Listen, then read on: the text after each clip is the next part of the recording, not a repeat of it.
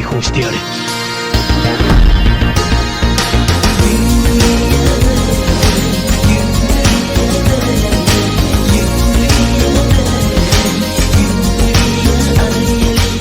Bonjour à tous, Olewa Sage, ravi de vous retrouver aujourd'hui, j'espère que vous allez bien. On se retrouve sur une vidéo sur l'actualité Dragon Ball et plus précisément Sparking Zero. Donc on va parler un petit peu de mes attentes, de mon point de vue sur le jeu et de ce qui pourrait être hypant ou non. Voilà, tout simplement. Alors je vous propose tout de suite de nous diriger sur la page officielle de Sparking Zero de chez Bandai Namco. Voilà, donc tout simplement, on va parler un petit peu de ce que eux nous ont proposé, de ce que eux nous ont dit et ce que eux nous ont annoncé, donc ce qui est certifié sur le jeu. Je vais pas vous refaire un débat ou je vais pas vous refaire un étalage de toutes les informations parce que je pense que vous n'êtes pas là pour ça, vous êtes plutôt là. Le but de la vidéo, c'est vraiment d'avoir mon ressenti sur le jeu, de ce que je pourrais attendre et de ce qui m'intéresse vraiment. Mais donc c'est pour ça qu'on va pas non plus trop s'étaler sur toutes les informations qui nous ont été annoncées. Alors on a eu des trailers et on a eu des gameplays. C'est vraiment les deux choses essentielles qu'on a aujourd'hui. Après, on a pas mal de personnes qui peuvent être amenées à se donner, on va dire, des envies, des idées en fait sur le jeu qui peuvent être intéressantes. Et c'est là où il peut avoir une déception derrière, où ça peut causer une déception tout simplement si les choses qu'on attend ne sont pas présentes. C'est pour ça qu'il vaut mieux se concentrer sur ce qu'on a comme information officielle pour se donner un avis justement sur est-ce qu'il est intéressant, est-ce que c'est intéressant de l'acheter, même de le précommander, ou plutôt d'attendre un petit peu et de voir un peu ce qui se fait sur le jeu chez les autres avant de prendre une décision. Et c'est pour ça que je fais cette vidéo, c'est intéressant de donner mon point de vue, et peut-être que ça pourrait aider certains à prendre la décision de se dire est-ce que je l'achète ou non, ou tout simplement est-ce que le jeu va être à la hauteur de mes attentes, tout simplement.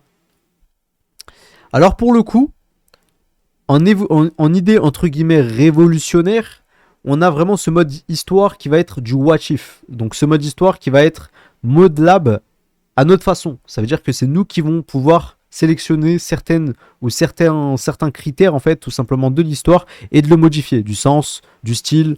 Quand Goku a tenu Raditz et Piccolo les a tués, on peut changer les personnages. Je sais pas comment ça va être fonctionnel, mais ça pourrait être super intéressant parce qu'en réalité, on a beaucoup de jeux comme Kakarot, etc. où on a déjà retracé l'histoire. Alors pour ceux qui ont joué à Kakarot, etc., ça peut être très redondant, pardon. Comme moi, hein, très simplement, refaire l'histoire de Dragon Ball Z, enfin là ça va être Dragon Ball Z, Dragon Ball Super. Et si je dis pas de bêtises, il y aura du Dragon Ball Super Héros.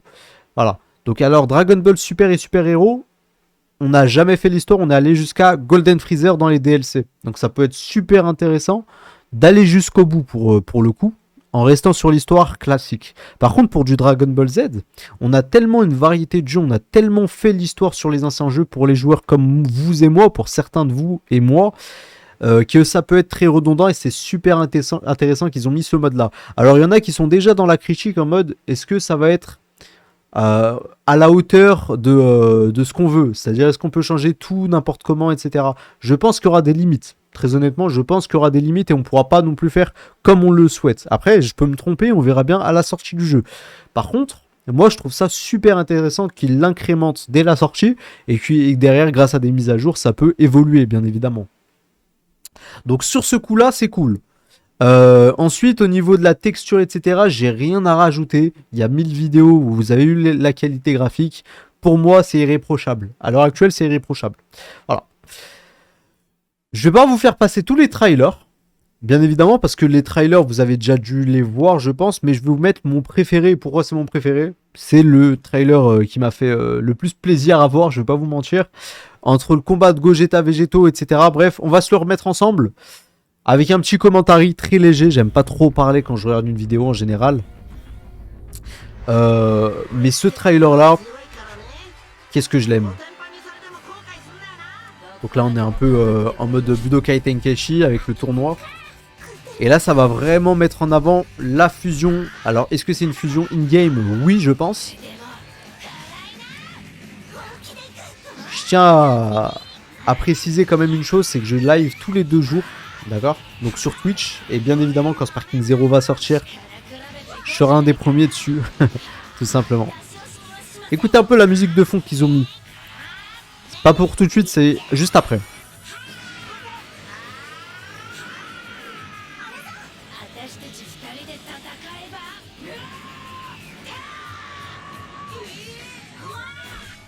Maintenant.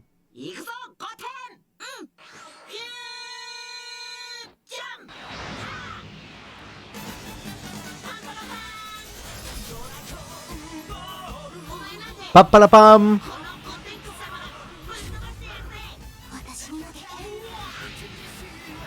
Il est incroyable ce trailer. Surtout après. Là c'est la place aux petits. Après on va voir les grands.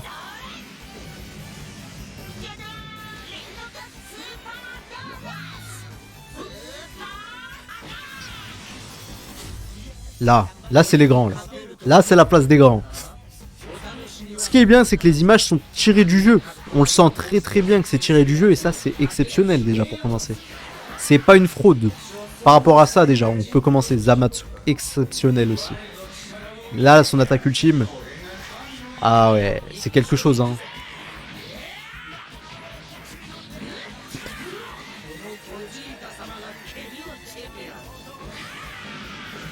Alors pourquoi je kiffe ce trailer plus que les autres? Donc je vais vous le dire très brièvement et très simplement, je vais synthétiser bien évidemment. Là-dedans il y a tout qui va. Que ce soit la bande son, qui existe depuis un petit moment, hein, celle-là de Dragon Ball de BGM, qui était pour le film de Gogeta il me semble, contre Janemba, si je ne dis pas de bêtises. Deuxième chose, le combat Gogeta Végétaux que tout le monde attend, tout le monde se pose la question dans les débats et tout, dans les commentaires de partout. Bah là on a un vrai combat qui est avec des attaques ultimes qui pètent, hein, qui pètent les scores. On a pu voir la fusion aussi qui est exceptionnelle. Et puis on est vraiment fidèle quoi, genre la qualité d'image etc. elle est vraiment fidèle à l'animé. Pour moi j'ai l'impression que vraiment on a franchi beaucoup d'étapes en termes de gameplay etc. Parce qu'on a tous en référence Budokai Tenkaichi 3, c'est aussi pour ça. En tant qu'ancien joueur, je vois une flagrante évolution. Après, le gameplay, en réalité, s'adapte aujourd'hui à ce qu'on a sur le marché, hein, en termes de jeu. Mais avec une touche assez... Il y a une touche de légèreté, on va dire, sur les personnages, etc. que j'aime trop. C'est super fluide. Juste là, on les voit qui sont fluides. Et c'est pour ça qu'on va justement enclencher sur un gameplay. Alors, on perd en qualité hein, quand on regarde les gameplays sur YouTube. Ne pensez pas que c'est le gameplay du jeu final. Enfin, c'est pas la finalité du jeu par rapport au fait que on n'est pas sur de la 4K là. On est clairement pas sur de la 4K. Hein. Quand on regarde ça, on sent que voilà, on a perdu beaucoup de qualité. Par contre, ça ne nous empêche pas de se donner un avis, tu vois. Oh, Vegeta, il est exceptionnel. Malheureusement, il est en anglais celui-là. Je vous ai pas sélectionné le truc japonais, malheureusement. C'est pas grave. Les cassages de décors et tout. Oh là là là là. Je me suis posé beaucoup de questions hein, sur le jeu, sur comment ça va donner la réalité du jeu en octobre. Notamment sur le mode en ligne. Est-ce qu'il va y avoir un mode un peu comme Fighter Z où il y a un peu de compète, tu vois? Est-ce qu'il y aura de la compète? C'est vraiment... Au début, je me suis dit que oui, c'est certain. Mais là, je me pose la question comment ils vont pouvoir faire ça, sachant que tous les persos ne sont pas équitables. C'est-à-dire que, comme beaucoup vous l'ont dit, hein, tout simplement, Gogeta ne vaut pas Satan. Gogeta ne vaut pas Yamcha. Donc on n'est pas sur un équilibre comme Fighter Z où tous les persos avaient les mêmes, enfin avaient un gameplay très différent. Bien évidemment, c'est ce qui rajoute du goût sur le jeu. Mais par contre, tous les persos étaient à force équivalente. Donc c'était tout basé sur le skills. Là, on n'est plus du tout sur ça. On est sur vraiment quelque chose où ton Gogeta va foudroyer Yamcha ou Tenshinhan. Alors, est-ce qu'il y a des manières de invoquer Gogeta sur le gameplay? Possible. Je ne sais pas, parce que je sais que c'est du 3 contre 3 il me semble. Si je dis pas de bêtises, n'hésitez pas à me reprendre sur toutes les erreurs que je peux dire sur le commentaire, parce que dans tous les cas, je réponds à tout le monde et ça me permet de m'évoluer, de progresser, pardon. Ah, celui-là aussi, Point du Dragon, j'aime énormément cette attaque. Super Saiyan 3, c'est pas mon meilleur, c'est pas ma meilleure transformation, ma préférée, mais par contre, moi, je la trouve quand même stylée. Alors, ça, c'est mon point de vue. Après, il y a aussi le point où on a beaucoup de Goku, on a beaucoup de Vegeta. Alors, chaque Goku, chaque Vegeta ne se valent pas, bien évidemment, parce qu'il y en a qui se transforment en Blue, comme on va le voir à l'écran bientôt, et d'autres en Super Saiyan. Je sais pas du tout à quoi on pourrait s'attendre. Hein. Ce qui est sûr, c'est qu'ils vont pas faire l'erreur de Budokai Tenkaichi 3 où les gameplays étaient tous quasiment équivalents. Après, on est sur un jeu, on parle d'un jeu de 2007. Faut remettre les choses à sa case. Donc c'est vrai que c'est bien de comparer Dragon Ball Sparking Zero, alors, comme certains le font à Budokai Tenkaichi 3. Mais remettez les choses à leur case. Hein. Là, on est sur un jeu de 2024.